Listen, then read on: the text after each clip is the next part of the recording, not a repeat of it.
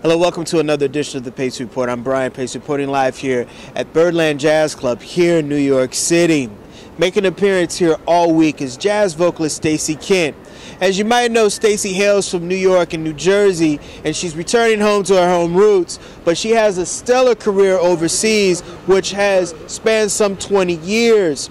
She has a brand new record that she just released here in the States, which has been out abroad, called The Changing Lights, in which she again partners with her husband and saxophonist Jim Tomlinson, in which they record some original songs as well as perform classics ranging from Smile, written by Charlie Chaplin, to Antonio Carlos Jobim's One Note Samba. We sat down and we talked about her roots growing up here in New Jersey, New York.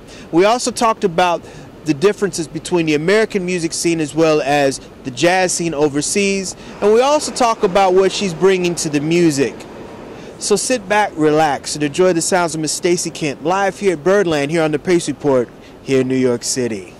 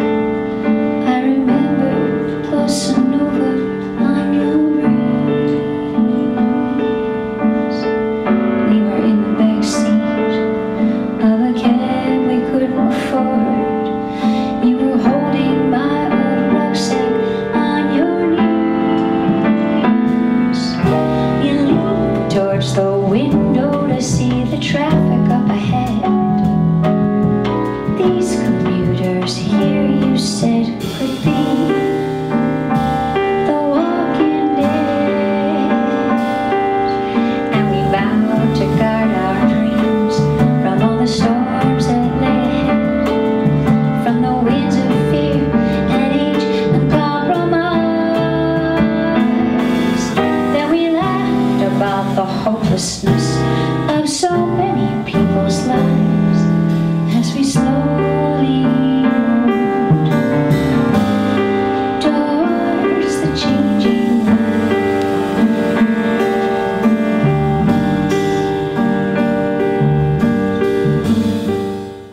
Stacey, welcome home.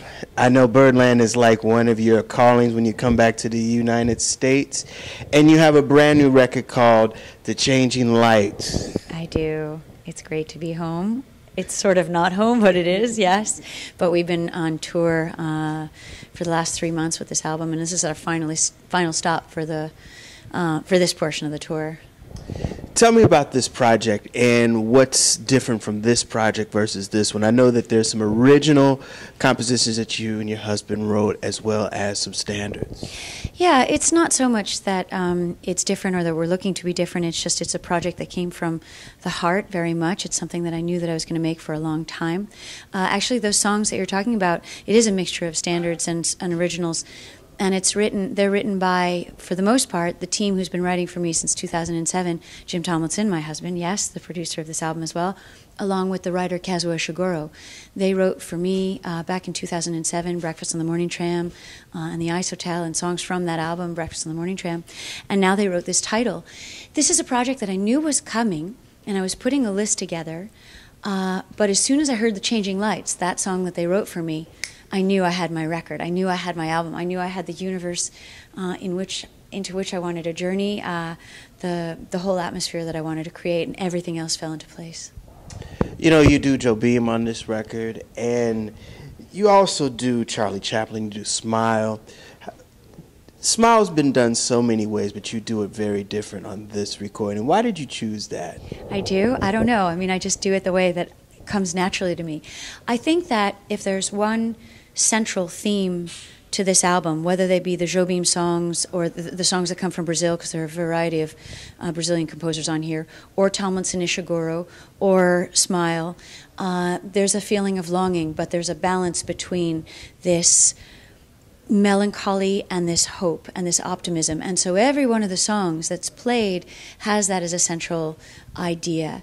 And it's something that it's a universal theme, of course. It's the human condition. We feel terrible sadness, and yet we always manage to move forward. That is what's so beautiful about the human spirit. We move forward. It's like the song says, smile, and the lyric means so much to me.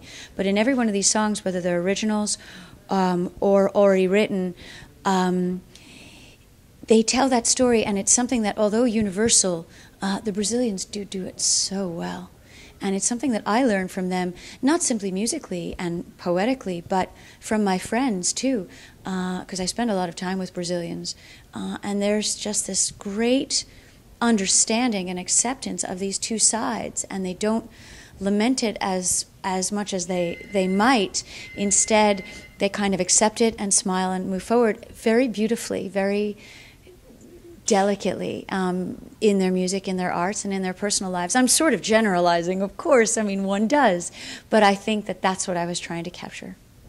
You know, your projects have been different. Your last record was a live record, and then the project before that you recorded an all-French record. I mean, how do you... And I think that's what makes you stick out from a lot of your contemporaries, because your projects are diametrically different, but they're the same. Yeah, okay. It's a nice way of putting it, because essentially I am the same. My sensibility doesn't change from year to year. And in fact, I want to answer that question you just asked, but referring back to the Changing Lights and the reason this album is so special for me, there's a lot of nostalgia for me, because I tapped into this little girl who was 14 years old who discovered João Gilberto for the first time. And the reason I identified with him so well at that time is because of what was going on in my own life, and I was very drawn to that music. It meant so much to me, even then, years before I knew I was going to become a singer. And so I was already steeped into that music, and in that world. But the reason, referring to these movements and their differences, and yet the sensibility remains the same, there are so many things inside of me and in all of us that, as an artist, as a musician, you want to explore and you want to express. It's not one-dimensional. It's not just this or just that. And I think that I just go down this path and I let it happen very naturally to me, and allow myself to express all those things. Going back to the French album, I don't know if everybody knows this, and so I like to mention it from time to time. The French album was by no means a novelty. I grew up speaking French. My grandfather, this is a common story. I mean, we all know these stories. We're surrounded by them as Americans. My grandfather was a Russian immigrant whose family came from Russia to America to escape hardship and the revolution, and they didn't have enough money to bring over the entire family at once, and so they did what a lot of people did in those days, which was to kind of dump their kids with other friends and families to let them help one another out. And he ended up in France because they didn't have enough money to make the passage all the way over. And so he ended up staying in France for many, many years of his life. And he became a Frenchman. He really felt that in his heart. He left Russia young. He came to America late. That's who he was in his formative years. He put himself through college there. He worked there. And when he came to America, and by the time I was born, he was still that man in his heart. And so we spoke French from the very beginning of our relationship. I loved this man. And the more he taught me and the more I learned, the more I watched him become illuminated by this language and his escape back to that place that he loved. And so I wanted to please him, and so I did it all the more. And so I grew up speaking this language, and there's so much French music and French poetry in my life, it came very naturally to me. There was no way I was never going to make that record, is really what I'm saying. So it's part of who I am, and I'm very grateful to him for, although he had this selfish motivation, which was to guard this part of his heart that was important, he shared an enormous world with me that I wouldn't have otherwise had. Was it last September? It was autumn more or less. You were waiting to cross some busy boulevard, talking on your phone to your family, I guess. Your briefcase tucked up high beneath your arm. As I approached, you turned around, a question in your eyes, as though I might ignore you and just simply walk on by.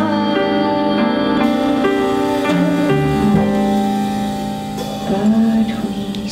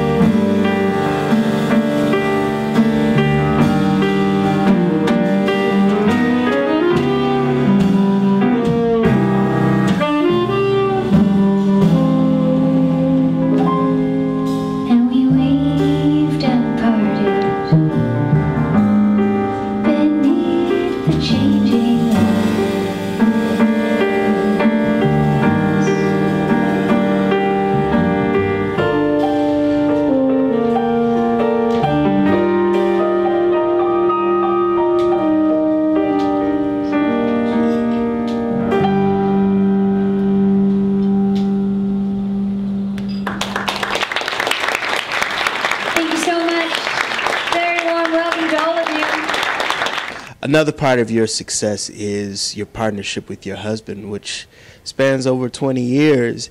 Tell me how you guys met, and how did you guys musically come together, and how do you separate the music from the husband and wife part? Okay, well, we met in London, and some friends introduced us, and we fell in love at first sight. And our paths were very similar, too. We had a lot in common. Jim was at Oxford at the time, studying on a course called PPE, which is Philosophy, Politics, and Economics. He was an academic with a huge passion and talent for music, and so he played in the big bands at school and was studying saxophone and clarinet, and all the while a musician, but on the side, and had an academic career in front of him. I went to college and was studying comparative literature, and I thought I had an academic career in front of me, but I had a huge passion for music. And so I think, you know, if you're a fatalist, you'd think, well, maybe these two got bumped onto this path because that's what happens in life. I felt like coincidences kept happening that kept pushing me onto this musical path. And then one day I realized, you know what, I think I'm supposed to be here. I loved it. I was always drawn to it. So was he. And when we met, had we not met, maybe it wouldn't have happened. But because we met at the right time, in the right place, and we fell in love, and we both shared this passion, and we were both coming from these different directions, heading that way, everything kind of fell into place. It's unbelievable to work with him. I feel like we're the same and yet we're different. We have something to bring to one another, that we teach one another, and we continue to grow, and that's the exciting part. You know, I think that we continue to grow together, and we've been lucky that we've grown in the same direction. Not everybody always gets that. So we have something to teach one another, but we have a lot in common as well, and we want to grow heading in the same direction. I trust him profoundly with everything. He has an unbelievably beautiful pair of ears. He hears what it is that I can do, and he, as my producer, he guides me in a great way. He writes beautifully for me because he hears me inside his head as he's writing, composing. In the same way that Ishiguro, who, he's not my partner, but when he writes the words for me, it's me he's hearing inside his head. And so these two develop their ideas with me as their protagonist. Those are the things that Jim and I share, and it's very easy to work with him. I would say that ultimately, and in more shorthand, you know, good couples, strong couples have good dialogue. They have good, and even if there's tension, even if there's push-pull, it's good dialogue. And I would say that on stage and off stage we have good dialogue. We are good at dividing it. We didn't used to be always so good at that. I think when we were starting out, we forgot, because we had such a passion, we forgot to divide one life from the other, and I think it made it harder. We took fewer breaks, let's say, and sometimes you need to do that to refresh. We moved to the Colorado Rockies. We were in Europe for many, many years, and we still go to Europe all the time to perform, but we stopped living there and started basing ourselves back in the Rockies.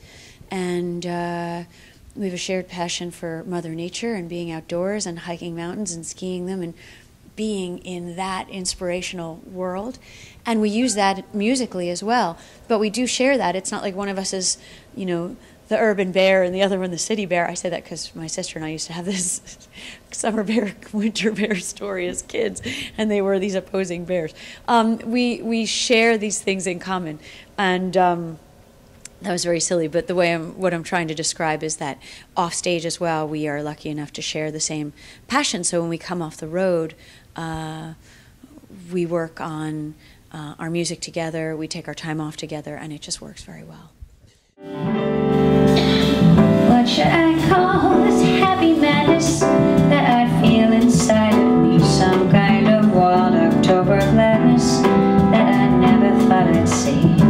What has become of all my sadness, all my endless lonely sighs? Where are my sorrows now? What happened to that frown? And is that self-contented clown standing there grinning in the mirror? Really?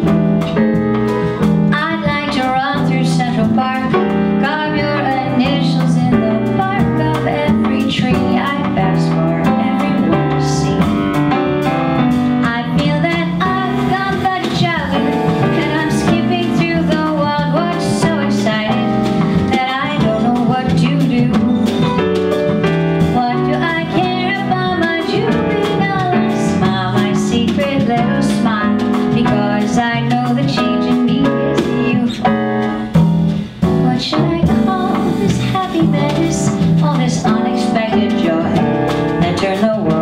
to a baby's bouncing door. The gods are laughing far above. One of them gave a little laugh, and I fell gaily, laughing madly into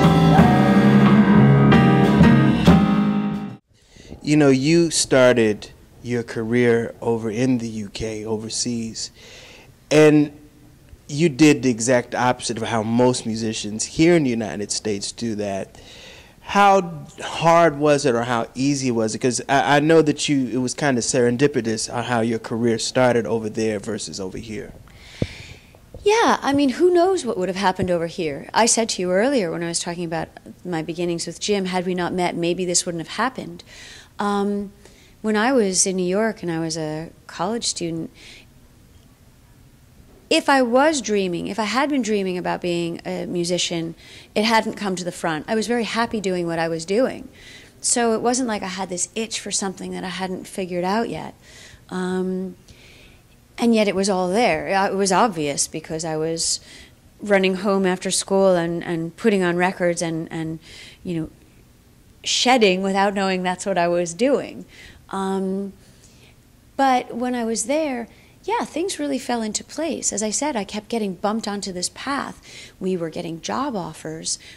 Word of mouth kind of spread about us, and people kept calling on us, even in the very beginning, to, you know, go play a private party at the Museum of Natural History, or little things just kept happening. And Jim and I kept getting opportunities to go out and play together and pay our dues, but we still didn't know quite that this is what we were going to do. It just worked out very well. I don't know how I would do in describing the difference between doing it over here and doing it over there, because I don't know. Obviously, I play in America. I come over here and tour regularly, and my tours, you know, they're put into place before I get here. I can't really describe what it would have been like to have started out here. Just over there, things seemed to work out. But I kept getting, I suppose, lucky breaks. I was playing at a place called the 606 Club in London, and a guy came up to me, and he was a promoter from Sweden. He said, you know what, I'd really like to bring you to Sweden.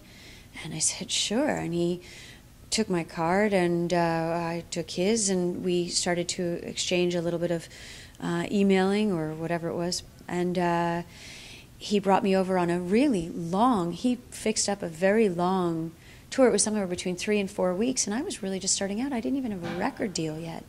So how on earth that happened to me and for me, I don't know. And I think things just kept kind of growing, and at a really nice pace. It's not like, you know, I went on television one day, and the next day I got a record deal, and the day after that I was selling 32 million records. I really enjoy the pace of my own career. I feel like it's grown, and I've been allowed to grow with it. I think I'm a better singer than I was 10 years ago, 5 years ago. I hope that if I sit down with you in 5 years from now or 10 years from now, I will be a better singer than I am today. This is about the need to perform and play music and have a life of music, the joy of playing music and sharing music, and the need to grow. You know, I kind of put it down to a simple need. You know, this is why I'm here. This is why I'm on the planet, and I will continue to grow until I'm done. You know, the UK has some dynamic talent. I mean, Phronesis is doing their thing. Ian Shaw, who's been doing it for a while. I mean, I just saw him a couple of weeks ago here. Jamie Cullum. There's quite a few musicians overseas that are making their dent there, and they're coming over here trying to do what you're doing. What is the music scene like over there? How do they appreciate jazz and American music? You know, around Europe, it's fascinating. You see so many different people from so many different walks of life, so many different ages, so many different cultures gravitating towards this music.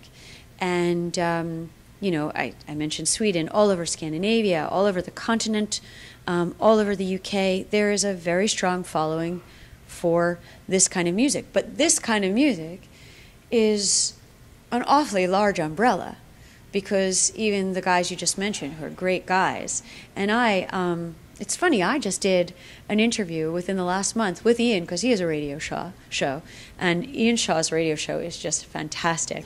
Jamie as well, and they both interviewed me for their shows. And this is one of the things that comes up. They come here, we go there. There's this beautiful exchange of music around the world, and it continues to grow. It's ever growing, I think, because of people travel more, and not just the musicians, but people are traveling all over the place all the time.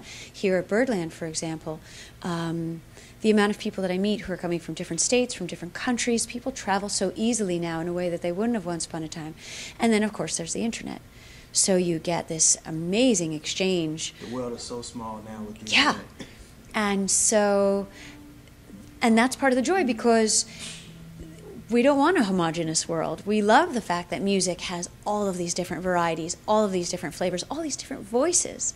And, you know, big ones, little ones, high ones, low ones. You know, it's great that there's so much variety out there. But anyway, in more direct answer to your question, I think it's a very healthy scene, and I think it's healthier than a lot of people actually think. As somebody who travels all the time, I mean, in the last 3 months, I've been in 18 different countries. I can, as a witness, I can tell you that the scene out there is healthy. And I suppose what I'm referring to is once upon a time when people's hi-fi got really good, and people could buy a lot of records and have a lot of access to a lot of music at home, everybody said, oh my God, what's going to happen to the live music scene? Because people are going to just stay home and listen to their music. And, you know, this was something that was floating around for a little while, and actually it's not how it is out there. What you find is that people want to come out, because the human condition is the human condition, and what do people want? They want to come out and be with other people, be part of a community, and not listen to music in a solitary way. I think people love sitting in a club or sitting in a concert hall and sitting next to another human being whom they don't know, but for that moment there's a connection. It's an abstract connection. They might not talk, or they might, but they're connected. And I think that's a hugely important element to us making music and sharing music, and the people who come out and want to be part of it. And that's never going to go away. And so that's it. It's healthy out there. That'll do it again for another edition of the Pace Report, reporting live here at Birdland, here in New York City. I'd like to personally thank the talented Stacey Kent for her time, as well as the staff and management here at Birdland for their warm hospitality. As always, please visit my website, www.thepacereport.com, for my weekly column as well as my past segments. Until next time, remember, if it's in the groove, it'll make you move. Until next time, peace. Was it last September? It was autumn, more or less. You were waiting to cross some busy boulevard, talking on your phone to your family, I guess. Your briefcase tucked up high beneath your arm. As I approached, you turned around, a question in your eyes, as though I